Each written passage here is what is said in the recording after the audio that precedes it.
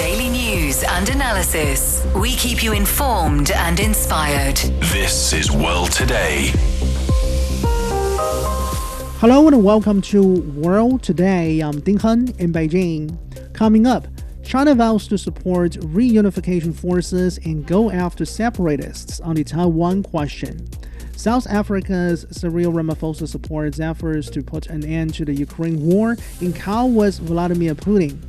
Epstein survivors are calling for a full release of relevant documents. President Trump is threatening to block opening of a new US-Canada bridge.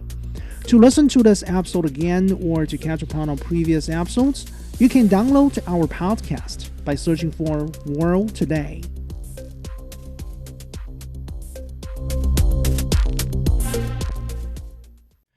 A senior official of the Communist Party of China has called for steady efforts to promote the peaceful development of cross-strait ties and advance national reunification. Wang Huning made a remark at a World Conference on Taiwan Affairs in Beijing. He emphasized the need to uphold the One China principle and the 1992 consensus, combat Taiwan separatist forces, and oppose interference by external forces. Wang stressed the efforts to facilitate people-to-people exchanges and support Taiwan compatriots, especially the younger generation who seek to study, work, and live on the Chinese mainland. He also pledged the support for Taiwan enterprises and businesses on the Chinese mainland so that people on both sides of the Taiwan Strait can share the benefits and opportunities of the Chinese modernization. So for more, joining us now on the line is Dr. Liu Kuang-yu from the Institute of Taiwan Studies, Chinese Academy of Social Sciences. So thank you very much for joining us today, Dr. Liu Kuang-yu. At this meeting, Wang Huning stressed offering firm support to patriotic pro-reunification forces in Taiwan and striking hard against the separatists. Why is the Chinese mainland justified to do so? Well, I think the justification for offering firm support to patriotic pro-reunification forces while striking hard against the separatists is clear and compelling, and they are interconnected. First, we see the Chinese government stance is founded on the One China principle, which is a universally recognized norm. Both the United Nations and the overwhelming majority of nations acknowledge that Taiwan is an inalienable part of China's territory. So this principle forms the bedrock of cross-strait relations of any discussion of Taiwan's future, and also our support for the pro-reunification forces. And this support is, I think, is a natural expression of our commitment to the national unity. We know that these forces, those people, they represent many Taiwanese who cherish their Chinese identity. They aspire to the shared future and peaceful development of with the motherland, Taiwan, the motherland, and also strengthening this patriotic front through economic, cultural, and social ties, and legal protection is crucial for creating an environment conducive to an eventual reunification. And conversely, the Chinese mainland is fully also justified in striking hard against the separatist elements, especially the DPP authorities who persistently push for Taiwan independence. We see their actions altering the status quo, colluding with the foreign powers, and inciting hostility pose a direct threat to the national sovereignty and regional peace. And so firm countermeasures are a necessary deterrent to prevent a dangerous slide towards the de jure dependence. And also, like I said, these two actions, they are interconnected because we see that pro-Taiwan independence forces are cracking down, are suppressing the pro-reunification groups on the island. So, in fact, frankly, we don't see any actual or effective protection that we can see from the political groups or the society that they can protect those pro-reunification forces. So they need help. They need justice. So that's why the Chinese mainland is providing this justice. In terms of opposing external interference on the Taiwan question, President Xi Jinping said in a recent phone call with U.S. President Donald Trump that Taiwan is the most important issue in China-U.S. relations. Why do you think the Chinese leader sent this particular message to his U.S. counterpart? I think this expression reflects the non-negotiable centrality of this matter to China's core interests and the stability of global geopolitics. We see first, Taiwan is an undeniable part of China's territory. So any US or any other country's interference, whether through arms sales, official or sub-official contacts, or strategic so-called ambiguity, directly violates this foundation and challenges China's sovereignty. So by labeling it the most important issue, I think President Xi is underscoring that Taiwan is China's red line and crossing it will destabilize relations with the U.S. relations with China, even irreparably. And second, I think we can see recent U.S. moves such as escalating military aid or sales to Taiwan or hollowing out one China policy in their so-called strategic reports or files, documents. They have heightened tensions. So President Xi's message served as a clear warning. China would not tolerate attempts to use Taiwan as a pawn to so-called constrain China's rights. It also signals Beijing's resolve to defend our reunification, aligning with domestic consensus that the national sovereignty overrides all any other thing else. And third, I think this framing prioritizes crisis prevention. By making Taiwan's status explicit, President Xi aims to steer Washington away from, we can see, the miscalculations or misjudgments that could trigger conflict, urging adherence to the Five Notes commitments, to their own One China principle. So ultimately, I think this message reinforces the healthy China-U.S. relations, especially in this year. We have strategic dialogues. We have a lot of many other issues we need to talk about. So we need a healthy and manageable China-U.S. relations. And I think that's what the Chinese side is emphasizing.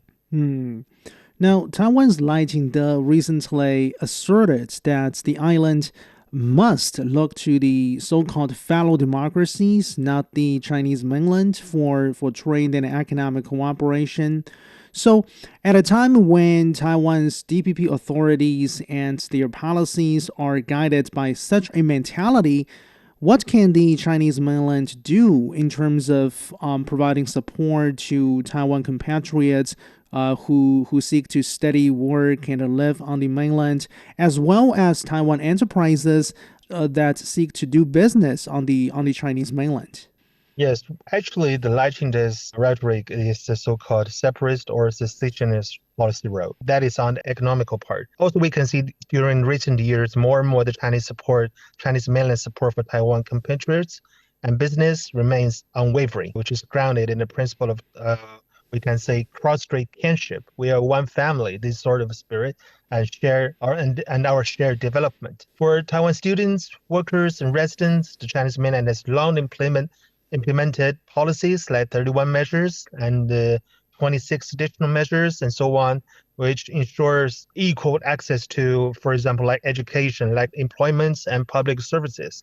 And recent upgrades includes streamlined residence permits and digital services. I think all these measures are fostering a sense of so-called belonging, I think.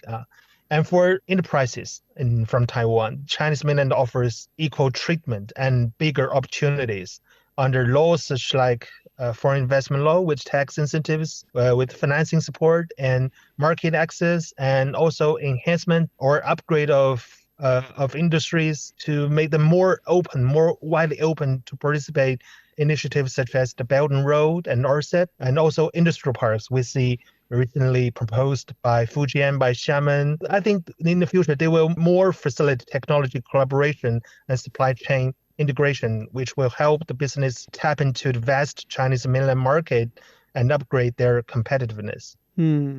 So, by the way, last month, we know the United States and Taiwan signed a so-called trade deal, and the two sides are also holding discussions surrounding cooperation in artificial intelligence, tech, and drones, etc. Do you believe Taiwan's trade and economic cooperation with the United States has a bright future? Personally, I think in essence, this deal is a deal that sell out Taiwan and trade out Taiwan and trying to abandon Taiwan. And well, actually, we can call it very dangerous gamble that undermines Taiwan's own interests and regional stability. First, such cooperation violates the One China principle and the three China-U.S. joint communiques, which form a political foundation of China-U.S. relations. Because the U.S. is trying to use Taiwan as a pawn to contain China's rise, while Taiwan's DPP authorities are relying on the U.S. for independence. And so turning economic ties into a tool for a geopolitical confrontation. So this illegal act will only escalate cross-strait tensions and invite perhaps retaliatory measures. So this is the first part. And second, this so-called cooperation, this deal is actually extremely unequal and risky. We can see in everywhere the U.S. has prioritized its own strategic interests, like imposing political conditions, with very high taxes, very high investments from Taiwan to the U.S., and also the transfer of the high-end semiconductor industry chain, and so on. These are, like what I said, this is all trying to hollow out Taiwan. And for Taiwan's enterprises, relying on the U.S. alone means sacrificing the vast majority of the Chinese market, and also their self-determination, and also their other large trading partners. So becoming entangled in the China-U.S. competition and facing potential sanctions of market exclusion, that's all the potential risks of the Taiwan enterprises may face if they tie more closely with the U.S. alone. And also we see the Taiwan's tech sector, although they are advanced right now, but they cannot thrive in like so-called isolation. The Chinese mainland offers enormous strengths and genuine win-win opportunities to policies like I mentioned. So in contrast, in the U.S. so-called, their bet in this deal is transactional and very conditional. So this will leave Taiwan very vulnerable to U.S. exploitation.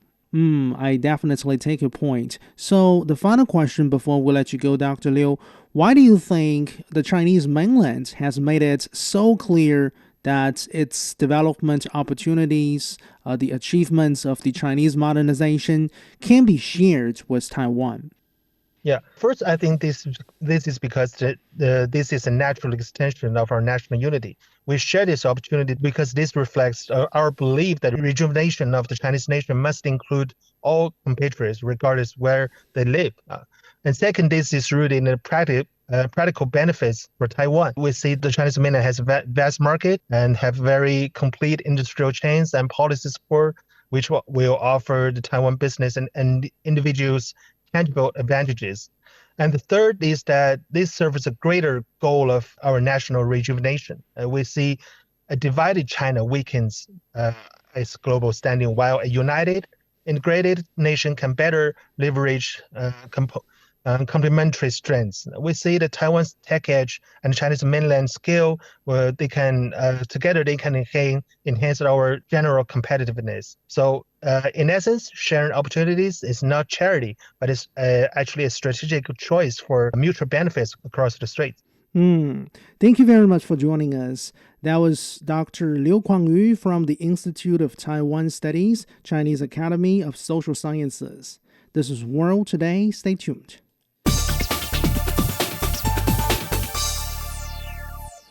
You're listening to World Today. I'm Ding Hen in Beijing. According to Caixin, some provinces in China failed to meet their economic growth targets for 2025.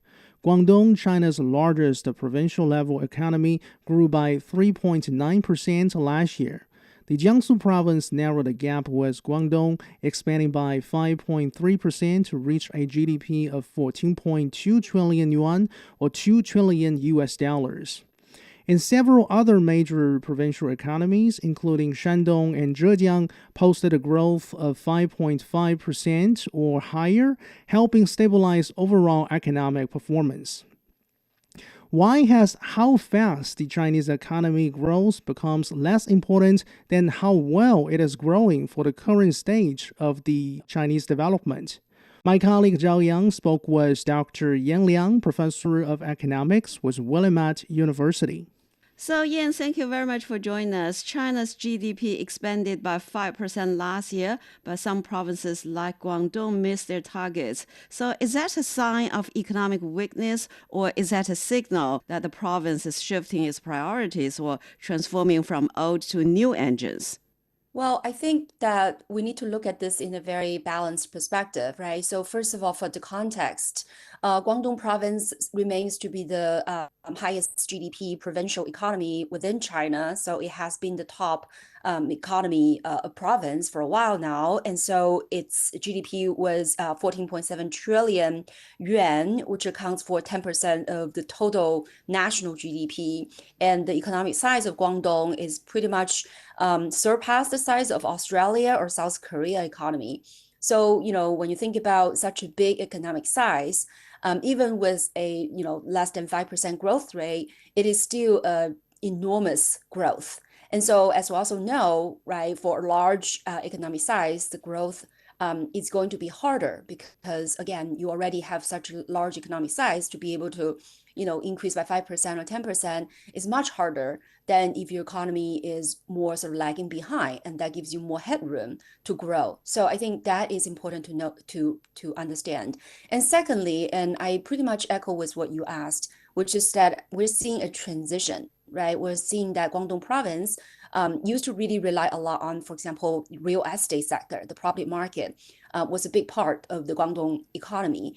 And so I think now with the transition away from the kind of real estate sector and to the more, tech-driven, advanced manufacturing-driven kinds of economy. So with that transition, I think it does, slow down the speed a little bit. But I think it's much, much more important to emphasize the quality of the growth, right? The industrial upgrading, the improvements in terms of economic structure, that I think is more important to achieve the more sustainable growth. And again, one thing that I think is important to note is that Guangdong province's R&D spending reached 535 billion yuan, which represents 4.9% growth year on year. So again, I think this is still a very dynamic province, and it is making its way towards a more sustainable and more tech-driven and more sort of advanced manufacturing-centered kinds of economy. And yeah, so Guangdong's GDP grew by 3.9% last year. I know you are from Guangdong.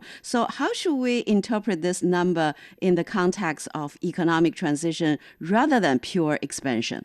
Right. I think this is really mirrored by the national development strategy, right? China used to have this, almost double-digit growth rate year after year for a while. But it's when it's for example, in 2017, that this idea of high quality development, this kind of strategy was put forth. So I think that high growth rate is important for certain developmental stage, right? When you're starting from a very low place, you do want to have fast expansion of the economy. But now I think the Chinese economy and the Guangdong province economy is reached a very important economic size. And so at this point, it's not the matter of just to pursue high speed growth. It is more important to emphasize the high quality growth for the very simple reason, right? The past growth could be very resources intensive, could also be less sustainable. So to be able to move from, for example, a middle income level to a more high income level, you really need to have more intensive growth, more productivity driven growth. So that I think is important to see Guangdong's sort of relatively slow down, 3.9% of growth is because, again, the economy has reached a size where you can't just rely on the old model to grow, which is very resource intensive, real estate sector, driven, the kinds of investment driven growth. And so it needs to transition to the more, technological development, the more productivity driven growth. So I think that is important, not only for Guangdong, but also I think for the entire country.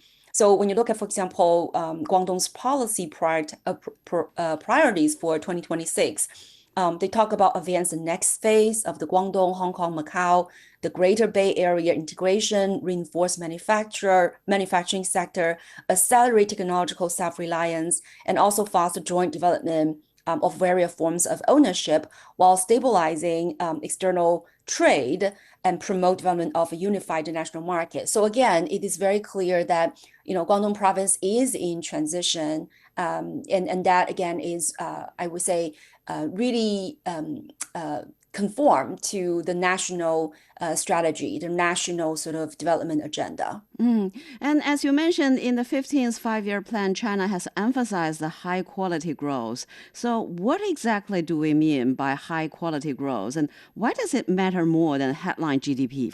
Right. So the high quality growth, again, is different from the high speed growth, right? So this high quality growth is really to rely on, fostering the so-called new quality productive forces. Again, that means on the one hand, there is the dependence on technological innovations, and then on the other hand, to apply these new technologies into the traditional industries and upgrade the industries. So it is important to have the productivity-driven growth because you can't just rely on, simple sort of resource-driven growth. And so that is the key for a country like China, right, which already passed that middle income sort of rank, to be able to move up and really escape the so-called middle income trap, right? So that means you need to rely a lot more on the productivity-driven growth. And so that is part of the high-quality development. And in addition to that, I think what is important also is in terms of sustainable development. So you need to develop in a way that does not sacrifice the environment, the ecosystem. And I think that China has been, doing very well in terms of developing new energies, renewable energies, and also, the NEVs, the new energy vehicles, solar panels, batteries, and so on and so forth. So this not only help to push the economy to a more sustainable path, but it really also cultivate a lot of technological developments and breakthroughs. And last but not the least, I think this high quality development emphasizes on inclusive, right, growth, which is that this is a more people-centered approach, that you wanted to have not just expansion of the GDP, but really bring, higher standard of living and provide, better sort of life styles for the people. And provinces like Jiangsu, Shandong, and Zhejiang posted stronger growth last year. So could you tell us more about Jiangsu and Zhejiang? What are they doing in terms of industrial structure and policy focus? Right. So Jiangsu province, again, it's a very important, I would say, manufacturing superpower within China. So when you looked at, for example, the top 500 industrial enterprises, Jiangsu hosts 54 of them, and Jiangsu has the advanced manufacturing clustering of 14. So 14 of these advanced industrial clusterings, and so it basically top at the national level. And in the recent years, Jiangsu really continued to build their industrial supply chain. They have 16 advanced manufacturing clusters that focus on high-end equipment, new materials, biotech, and they're also now cultivating and leading 50 these industrial supply chain that are really sort of tech driven, such as integrated circuit, new energies, and so on and so forth. So in other words, I think Jiangsu has been really making headways to develop the strategic new emerging industries and future industries. And moreover, I think Jiangsu has really helped to it has really integrated itself into the Changjiang Delta River area. So it's able to cooperate with other cities, other provinces, to really get, both in terms of supply chain, but also the fundings and talent. And so it helps to, build a sort of a very synergetic model where you have Shanghai that is very, centered on research and development. Then you have advanced manufacturing in Jiangsu. So in other words, I think this kind of regional integration, the kind of regional coordinated development pattern has also helped Jiangsu to become so successful. And I think Zhejiang has very similar growth development path as well. It is now top 4 in the national, provincial GDP ranking. And again, it has been able to cultivate some of the emerging and advanced manufacturing and industry sectors, and also, develop in a very coordinated way with other Changjiang River Delta cities and provinces. So I think, there are similar, I would say, patterns, right, for these high growth areas in China. Dr. Yan Liang, professor of economics, was Willamette University, talking with my colleague Zhao Yang. You're listening to World Today. I'm Ding Han in Beijing. We'll be back after a short break.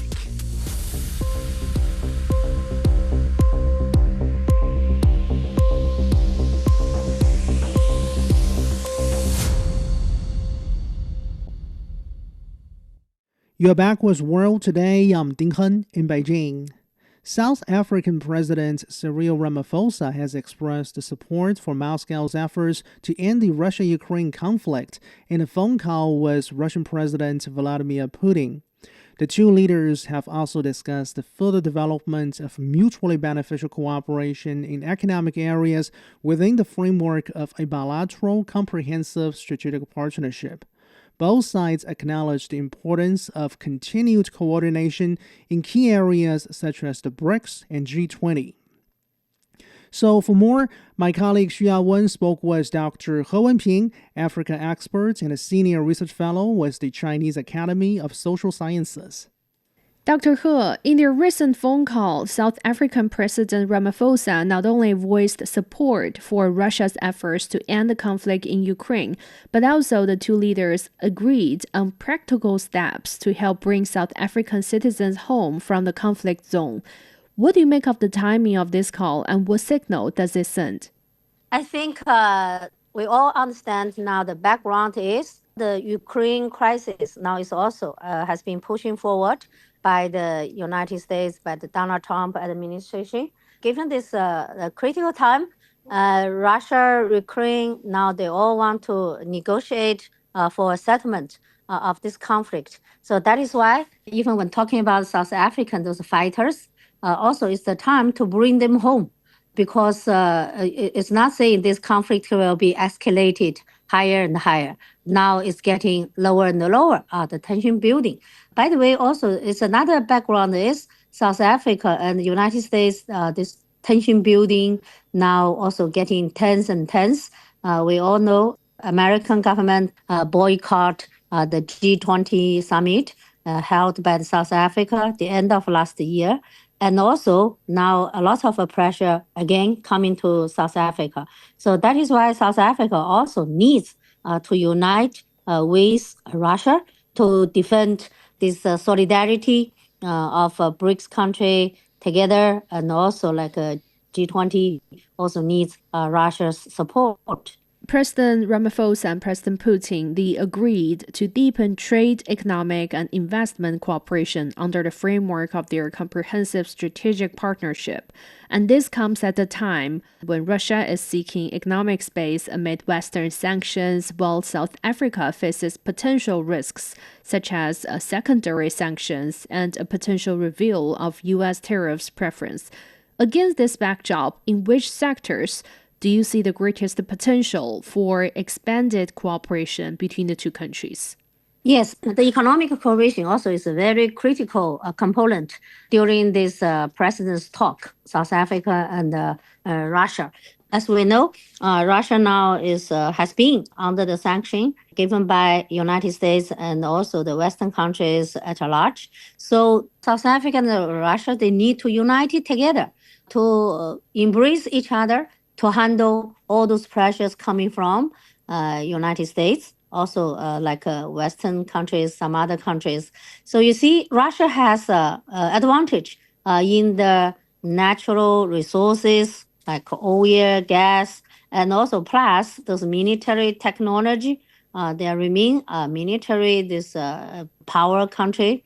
And also South Africa, their advantage is they have a lot of mineral resources like even those very critical one, and also the geolocation in the southern part of the continent, and also has a lot of the the seashore and Cape Town, joined part from Atlantic Ocean and the Indian Ocean. So we have noticed that when the Red Sea facing some crisis, even now Donald Trump also talk about like Greenland. They also want to put in there, under their charge, that also eyes on this transportation around the North Pole. So given the South Africa, this strategic position, so when other, those international trade road has been in danger, but the road across Cape Town becoming a very much important alternative for sure. So that is why both countries have their own different development advantage, so they can join together to push each other's economic development forward. Dr. He, both leaders also emphasized the continued coordination within the BRICS and the G20 on major global and regional issues. So could their closer ties help shape a more unified BRICS voice on issues such as the Ukraine conflict? And what does this suggest about the growing influence on the Global South in global governance? Yes, now Global South is not saying some blocks you can ignore. On the contrary, Global South now is developing its strengths and its solidarity, and also make its voice being heard in the world, not only saying economic cooperation, and also to those like big this international issue. For example, when we talk about Russia, Ukraine, this crisis, actually, even South Africa had made those diplomatic, move at the very beginning, even 4 years ago. South Africa, they playing the leadership role, united the other African country and travel to Moscow and travel also to Ukraine to play the shuttle diplomacy and also put forward their own initiative. By now, even when the Israel, bombing the Gaza, and the Global South country like BRICS country also had immediate this summit, even online, sometimes is meet together, also put forward Global South country like BRICS, all those countries, their opinion about how to resolve the Gaza this crisis. By the way, South Africa also playing the leading role. Even bring this Israel bombing Gaza issue to the International Justice Court. Even come out the criticism to the Israel, saying this is a kind of genocide. This is exactly one of the major reasons that the United States teamed up with Israel, now giving a lot of diplomatic pressure to South Africa. So all those information I just shared is to show that the Global South country now is not just stay behind, also like keep silence about all those big international issues. Now they stand up and to come out with their voice and even put forward their initiative to deal with all those big issues now in the world. And lastly, Dr. He, some Western governments have criticized the countries like South Africa for maintaining a neutral stance while continuing engagement with Russia. How significant is the international pressure facing South Africa and other Global South nations that refuse to take sides? And how are they balancing their neutral diplomatic position with these external pressures? Well, not to mention South Africa or like Turkey in the Middle East area. Even the Canada, this traditionally very strong this allies for the United States and also in the Western countries as a whole. So we all noticed like Canada Prime Minister Ghani, he made a very powerful speech in the recent meeting. He said the middle power like Canada now also should make their own voice, in the world. It cannot be being bullied by the United States. Given those situations we have witnessed ever since Donald Trump took the power, you see he kidnapped Venezuela's president Maduro, the couple of Maduro, also threatening using the force to Iran. So one by one, all this is not saying now you have this diplomatic way to deal with those international relations. No, he said whose fist is bigger, who has the more speaking power. So that is why South Africa, being the top 1 or 2 economy in the Africa and also the only African country in the G20. So of course, they want to show their independence. Not saying, given the pressure from the White House, and then South Africa immediately keep silence towards this Israel bombing Gaza. Not at all. Even those pressure coming more and more, even teamed with this trade, tariff, all of that, even boycott G20. But we have witnessed clearly that South Africa stands firmly there. So nowadays, I don't think those hegemonicism to deal international things just by force and by this game of jungle, it can effective to deal with all those international issues. Actually, that's a dead end. Dr. He Wenping, Africa expert and a senior research fellow with the Chinese Academy of Social Sciences, talking with my colleague Xu Yawen. Coming up, Epstein survivors call for a full release of documents. This is World Today. We'll be back.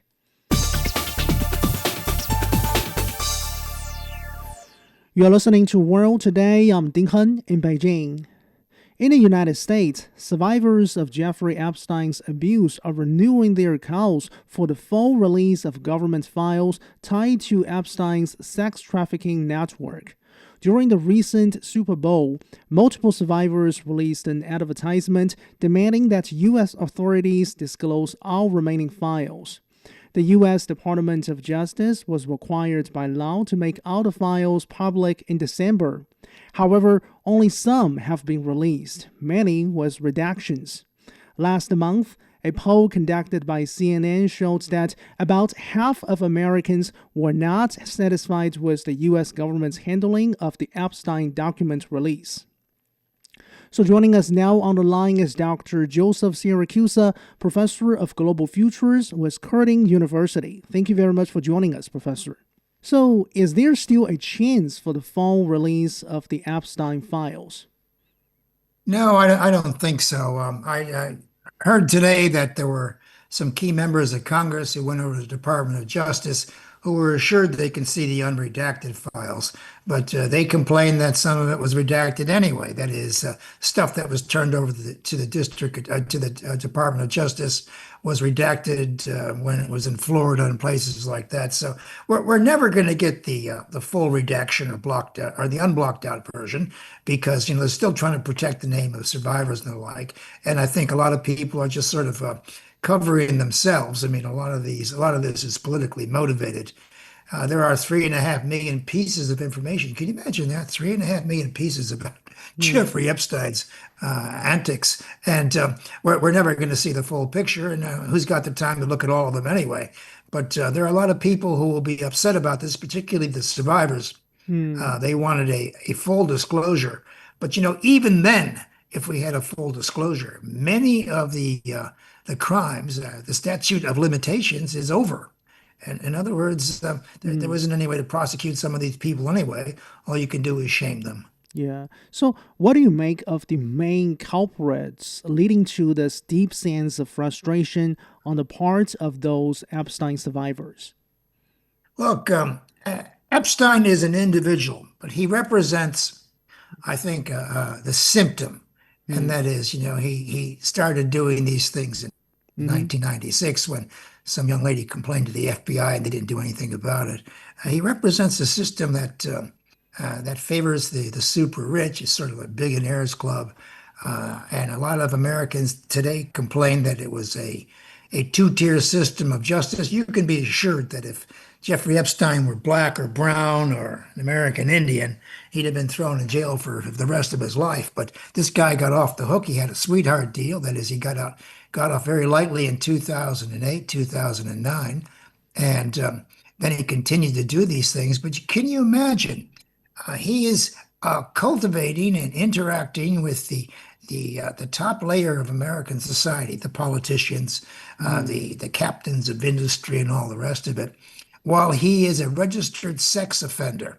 He's still wearing an ankle bracelet on his ankle so he doesn't stray too far on probation. I mean, it just boggles the mind what this guy thought he was doing. And of course, he had no lack of support. He attracted royalty, the diplomatic corps, entrepreneurs, money, politicians. I mean, the list that goes on. And he's going to, I think, cause great deal in British, with the British monarchy, the Norwegian monarchy, and everybody else who was foolish enough to come to his rescue or to deal with him after he was convicted. So talking about this CNN poll that I mentioned earlier in my intro part, I mean, Professor, this is not the first time that we see a scenario in the United States where on a certain issue there is a huge gap between the public expectation and the actual government policy or the actual government action. What do you make of the root cause of a scenario like this? For the past 30 years, the Pew Research Foundation has conducted research on what the American people think about Congress, that is, the president and the courts and the executive branch and all the rest of it. And only 20% of the people in the United States think that Washington or will do the right thing. I mean, I think a lot of American people have lost trust in what comes out of Washington anyway. This sort of explains the rise of Donald Trump and people who are on the fringes who managed to get themselves elected and bring in independent voters at the end of the day. So I think there hasn't been a lot of trust in Washington in the last 30 years. And of course, there have been, and I regard this as a catastrophic moral failure. In 2008, we had all kinds of major corporations stole money, did terrible things to individual investors, and nobody went to jail. And the big firms that did it were considered too big to fail. Then we had Bernie Madoff, who stole billions of dollars from the American people. He got caught, of course, but he was also like Epstein was able to move in the highest circles in American life, education, government, and all the rest of it. And then we had, people like Harvey Weinstein, who was doing the same thing in Hollywood. That is, he was making his own rules as he also was becoming a convict in his own lifetime. In other words, this is a catastrophic failure, moral failure on the part of America's elite, the politicians, et cetera, to put a stop to this. I mean, a whole lot of people have gotten away with all kinds of terrible things in the past 20, 25 years. And I think the American people, whether it's Republican or Democrats, they're the ones who are pushing this full disclosure, as they want some kind of accountability now. And they're not going to get it because President Trump, for whatever reason, I mean, we know that President Trump knew this guy pretty well. Whether or not he committed a crime isn't the point. What is the point is that he and everybody else knew what was going on. And so, they sort of tolerated this kind of, and it's criminal behavior. I mean, with this guy, and all of his friends, and then he's blackmailing people too along the way. I mean, it's a racket. So, Professor, I mean, in the United States judicial system, there seems to be some good mechanisms to try to ensure procedural justice. So, in this case of Epstein scandal, why do you think, like you said earlier, this kind of procedural justice provided by the judicial system has not been translated into actual societal justice? Well, because the actual indictments have to come from the state authority in Florida and then later on with the federal government. And who's ever in the White House is able to control this, as a matter of fact. And, and people who became before Trump, they weren't special either. I mean, even Joe Biden gave himself a pardon, his son a pardon, and everybody else pardons. I mean, these people are looking after themselves. And so there's this perception that the procedural justice doesn't work so well. But I think in the end, these people will be accountable one way or the other. They may not go to prison or the rest of it. But look, this is a failure on the part of the American government, the American elites over the past 30 years. I've said on your show, the opioid crisis, the failure of individuals in the top government to deal with drugs properly, the failure of the banks to deal with these people properly. And in America, as you know, children kill children with guns, and yet there are no gun laws to keep these guns out of the hands of these children. I mean, or their parents, as a matter of fact, no real laws. So Americans, they tolerate. I mean, the problem goes on and on. But thank you very much for joining us. We have been speaking with Dr. Joseph Siracusa, Professor of Global Futures with Curtin University. You are back with World Today. I'm Ding Hen in Beijing. U.S. President Donald Trump has threatened to block the opening of a new bridge between the United States and Canada. President Trump is demanding that Canada turn over at least half of the ownership of the bridge and agree to other U.S. demands over cross-border trade issues. The construction of this Gordai-Howe International Bridge across the Detroit River has been paid for by the Canadian government. It had been expected to open in early 2026. Canadian Prime Minister Mark Carney says he has held a candid conversation with Mr. Trump, reminding the U.S. leader that Canada paid for this project. So for more, joining us now on the line is Professor Shending Li from the Institute of International Studies, Fudan University. Thank you very much for joining us. Thank you. So first of all, in your observation, Professor, does this bridge provide a powerful leverage for President Donald Trump to argue with the Canadian side over trade and other bilateral issues? Well, I think it's ridiculous to use the opening of such a win-win serving bridge as a weapon against Canada. U.S. may have a reason to share some benefit from the servicing of this bridge, but to demand 50 to 50% probably is too demanding and not reasonable. So what will the U.S. stand to lose if the Trump administration does not allow the bridge to open? That's almost impossible to happen because Trump is asking 50 to 50% sharing of the ownership of the bridge. That I'm not sure that Canada must refuse. But if Canada refuses, that only give America a reason to continue to negotiate while exerting pressure against Canada. I think eventually the two countries would strike out a deal that Trump would not get all he wanted, and Canada may make more concession to America. That would be the most likely outcome that I would imagine. Actually, with regard to trade issues, one specific matter over which we know Trump is taking issue with is actually Ottawa's recent move, or Canadian Prime Minister Mark Carney's recent move to try to reset his country's ties with China, largely for the sake of Canada's trade and economic cooperation with China, including on, for example, on electric cars. So do you think Canada is sovereign enough to pursue a kind of independent China policy? Trump complains a lot.